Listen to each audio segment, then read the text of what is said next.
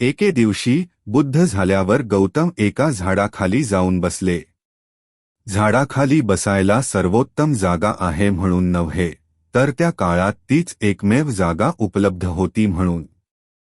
कडक उन्हात बसण्यापेक्षा झाडाखाली बसणे अधिक सुखद होते. आपल्या व्यवसायात अत्यंत पारंगत असलेला एक ज्योतिषी नदीत स्नान करण्यासाठी आला आणि त्याला नदीकिनारी एक पाऊलखुणा दिसली. अशी काही निरीक्षणे आहेत ज्याद्वारे एखाद्या व्यक्तीच्या पायांची ठेवण पाहून तो व्यक्ती पुढे काय करेल याचे अचूक भाकीत करता येते. त्याने पाहिले की ही एका सम्राटाची पाऊलखुणा आहे जो जगावर राज्य करेल. मग त्याला आश्चर्य वाटले की अशी व्यक्ती जंगलाजवळच्या या दुर्गम ठिकाणी का असेल, आणि सम्राट भेटेल या विचाराने तो त्या पाऊलखुणेच्या दिशेने गेला. तेव्हा त्याला भिक्षू झाडाखाली बसलेला दिसले.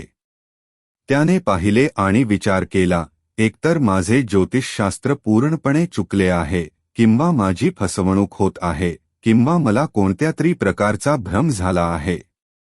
इथे काय चालले आहे? तो गौतमाकडे गेला आणि त्याने विचारले, तू कोण आहेस? गौतम म्हणाले, मी कोणी नाही, मी फक्त एक सामान्य माणूस आहे.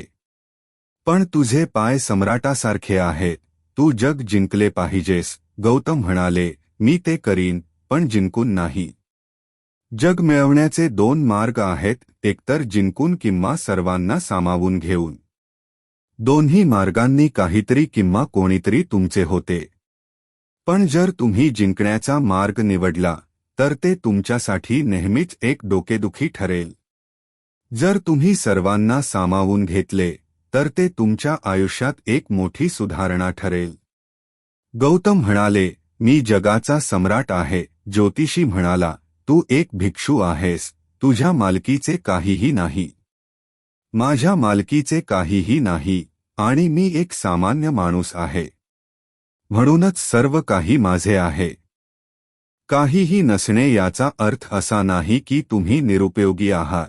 जेव्हा तुम्ही काहीही नसता तेव्हा याचा अर्थ असा होतो की तुम्ही सर्वसमावेशक झाला आहात. जर तुम्ही काहीतरी असाल तर याचा अर्थ असा होतो की तुम्ही फक्त तेच असू शकता. जर तुम्ही काहीही नसाल तर तुम्ही जसे हवे तसे होऊ शकता.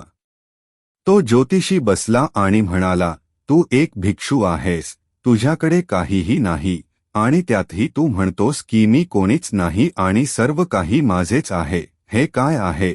गौतम म्हणाले, तू आयुष्याबद्दल भविष्य सांगण्यात व्यस्त आहेस. तू आयुष्याबद्दल भविष्य सांगतोस कारण तू योजना बनवण्यास असमर्थ आहेस. म्हणूनच तू भविष्यवाण्यांचा आधार घेतोस. जर तू योजना बनवून ती अंमलात आणण्यास सक्षम असतास तर तू भविष्यवाण्यांचा आधार घेतला नसतास.